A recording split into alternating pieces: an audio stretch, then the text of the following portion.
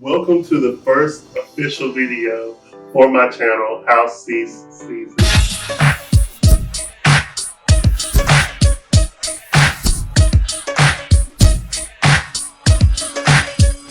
So a little background on how I came up with the whole concept for my channel. Recently there has been a huge surge in civil rights, human rights movements for Black Americans all across the country, with the murders of Breonna Taylor, Ahmaud Arbery, George Floyd, Elijah McClain. During that time, I was able to participate in different marches, different protests. I used social media as a platform to express my opinion on how I feel as a Black man in this country. And it let me know that students, friends, family, community leaders in my hometown really valued my opinion. And my friends encouraged me to create my own platform to let my voice be heard. I feel like this has been a very long process, but in reality, I got the ball rolling about 3 weeks ago, and here we are, filming the first video. As nervous as I am to be here, to hear my voice on camera, to share my thoughts and perspectives with people, I am very, very excited. A lot of different, unique things make me who I am. I am here to provide insight on who I am as a person.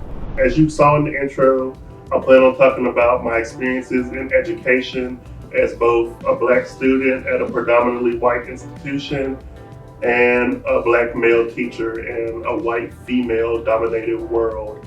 Thank you for everybody that has supported me thus far. Thank you for everybody who's going to come on board later. If you haven't already, go ahead, hit the subscribe button, leave a comment, like, and share this video. Get the word out for me. So I didn't want to make this Q&A an about me Q&A.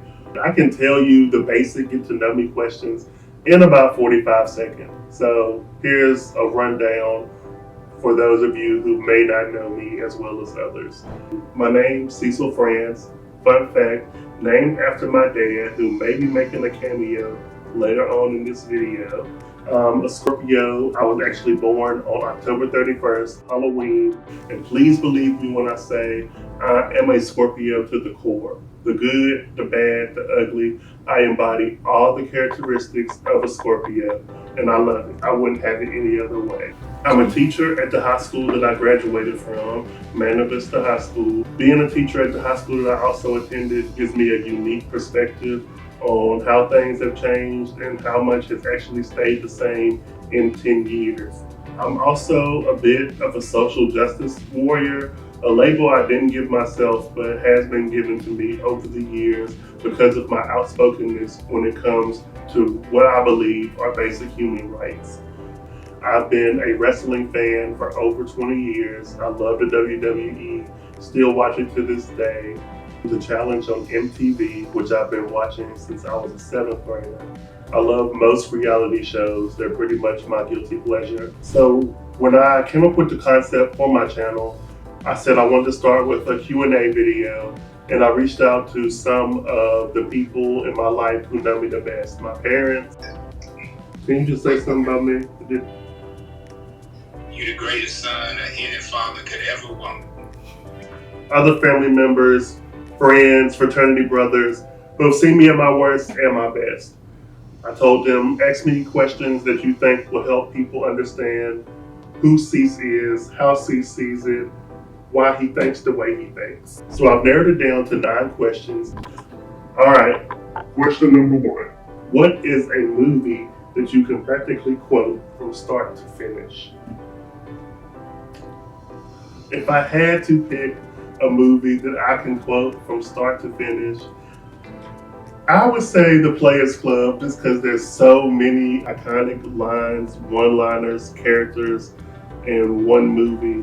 It really is a part of Black culture. It's a movie that 22 years later can still bring tears to my eyes from laughter.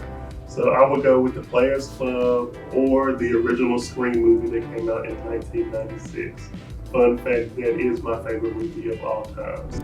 Next question. Where do you see yourself in 5 years? In 5 years, I would like to think that I'm either engaged or married because by then I'll be 33 years old. And I also see myself with a Labrador Retriever, a black one named Onyx, and hopefully my first child.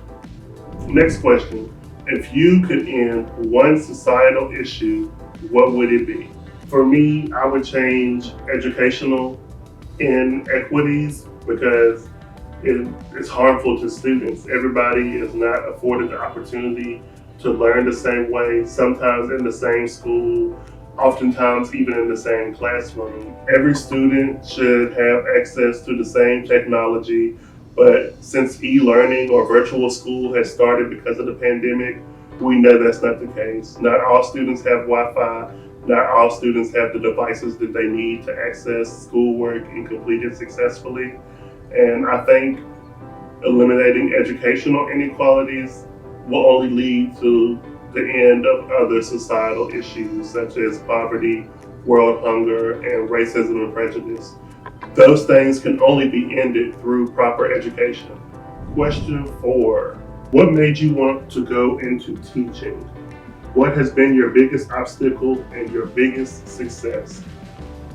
So, the funny thing is, I never saw myself as a teacher growing up.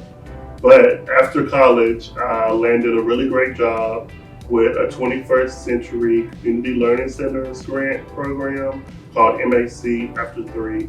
It afforded me the opportunity to work with so many amazing teenagers that have turned into amazing young adults who I'm so proud of and still have a great relationship with. Seeing them grow and them move on let me know that there's so many teenagers that need a positive influence, a funny influence, a role model, whatever role I can play for them. I know I really made a difference for them and they made an even bigger one for me. So I wanted to try my hand in teaching because I didn't want to limit myself to who I'm able to help. My biggest obstacle when it comes to teaching is that I tend to underestimate myself a lot or be too hard on myself. And my biggest success when it comes to teaching would be relationship building. I have great relationships with students of all backgrounds, all ethnicities, all races, all genders, all gender identities. Next question. Do you feel black teachers are held to a higher standard? I would say implicitly, yes, we are. I would say that black students are held to a higher standard sometimes. So black teachers definitely are.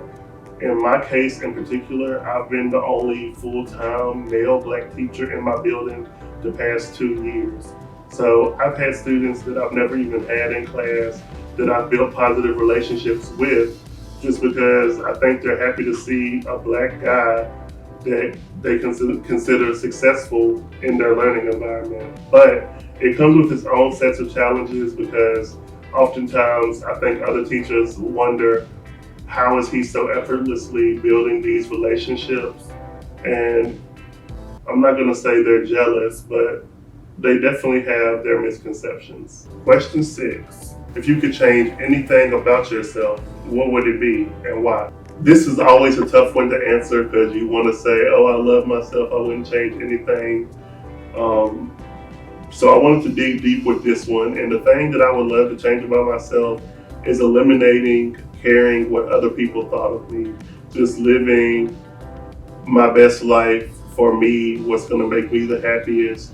And I know me personally, sometimes when it comes to things I'm willing to share on social media, like posts, I think twice about them. And I'll try to say it's for my own good, but in reality, it's because I don't want the controversy that may come with what coworkers or community leaders or other friends on my friends list may think. Next question. If you could only listen to one album for the rest of your life, what would it be and why? If I could only listen to one album for the rest of my life, I know people are going to think that this sounds cliche, but it would have to be Take Care by Drake. It's just one of those albums that I remember where I was the first time I listened to it, listening to it all the way through my second year of college before going out with my friends. It's just an iconic, timeless, legendary album. I haven't heard a project since it that would make me think Take Care has been replaced. A TV show that Cecil would like to be a part of. If you were to ask me this 10 years ago when I was fresh out of high school, the answer hands down would have been Degrassi. Degrassi is a show I watched from elementary up until college, and I think it's probably the most relatable show for teenagers to ever come out. Currently, a show I would like to be a part of or could see myself on is Grownish. It comes on Freeform. It follows a group of multicultural friends that attend a predominantly white college based in California. It reminds me a lot of my own college experience, and I think it's super relatable. Last but not least, question number 9. What do you think the future looks like for everyone post-pandemic? I think that the future after the pandemic is bright. It's giving people a time to tackle things that they were putting off with the distraction of work and going out. So I think it's had a lot of positives, even though we've complained about being bored and a mask fogging up our glasses. Holistically, the pandemic has been good for all of us. You know, some of the restrictions that have been put in place, I love. Strangers, I would love for them to stay 6 feet away from me if I don't know you. I would love for heavy sanitizing to take place in between patrons in a restaurant or any other establishment with heavy traffic. I would love for anytime you feel a tickle in your throat for you to put a mask over your face. But we know everybody doesn't feel the same way. If I didn't get to your question during this Q&A, don't be upset with me. That probably means I plan on using it later as a standalone video. It was a strong enough question that I can dedicate a whole video to it. Now it's time to help the people that helped me promote all this time. I'm going to spin a random wheel and we will see who is the winner of the gift card as promised. If your name is selected, get in touch with me and I will see what I need to do to get the gift card to you. And the winner is my line brother, Mike. Congratulations, Mike. Thank you for your help with sharing the video, and I will see y'all next time. Oh!